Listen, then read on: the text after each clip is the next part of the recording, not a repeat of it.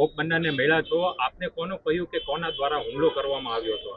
મને તો સંપૂર્ણપણે એવે જે વાત કરી છે એવે તો જે લોકોના નામ આપ્યા છે, હવે વાસ્તવિકતા કેટલી સાચી છે કેટલી ખોટી છે એ તો તપાસનો વિષય છે, અને તપાસ થાય પછી જ તો ખ્યાલ આવશે કે શું સાચું છે અને શું નથી. તો પોલીસે ગઈકાલે બાઇટ આપ્યું ડીવાયએસપીએ, તેમને એવું કહ્યું કે પ્રોહિબિશન હજુ તપાસ ચાલુ છે, ફરીથી નિવેદન લેવાનું થશે તો અમે નિવેદન પણ પાછું નવનીતનું અપાવીશું અને પાછીથી તપાસ કરવાની થવાની હશે તો એ પણ કરાવીશું. પોલીસ સામે કયા પ્રકારના પગલા લેવાની હવે માંગ ગૃહમંત્રીને કરવામાં આવશે? તાત્કાલિક એ સામાન્ય સમાજના લોકોનું કહેવાનું એવું છે કે હમણાં તો પીઆઈ જે છે એ તાત્કાલિક જે સાચી દિશાએ કામ કરવું જોઈએ દિશાએ કામ કરતા નથી. ક્યાંક ક્યાંક એને એવું લાગે છે કે એ છાવરવાના પ્રયત્ન કરી રહ્યા છે.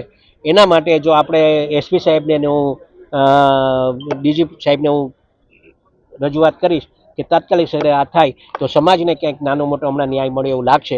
બાકી સોમવારે અમે જવાના છીએ ત્યારે હર્ષભાઈ સાથે વાત કરીશું.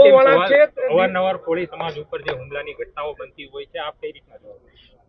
અને આપના માધ્યમથી એ પણ હું કહેવા માંગુ છું મિત્રો કે ભવિષ્યમાં આવી કોળી સમાજ પર ક્યારે આવો અન્યાય ન થાય એના તકેદારી રાખવા માટે પણ આજે અમે આખો સમાજ અહીંયા ભેગો થયો છે. આવતા દિવસોમાં અમે રજૂઆત કરી અને હોમ મિનિસ્ટર સાહેબ હોય સીએમ સાહેબ હોય બધાને રજૂઆત કરી અને કોળી સમાજને ન્યાય મળે એ દિશાએ કામ કરશે. ભાઈ મહુવા ડીવાયએસપી છે રીમાબા ઝાલા, તેમનું કહેવું છે કે હમણાં બાતમી આપતા હતા તેવી બાતમીની કોઈ વાત એ કોઈ ખોટી વાત છે, બધી ખોટી વાત છે. મેં અમને છોકરાઓ પાસે જાણ્યું, નવનીત પાસે જાણ્યું. એ પોલીસ સ્ટેશન અલગ છે, આ પોલીસ સ્ટેશન અલગ છે. આના સાથે કાંઈ લેવા દેવા છે જ નહીં.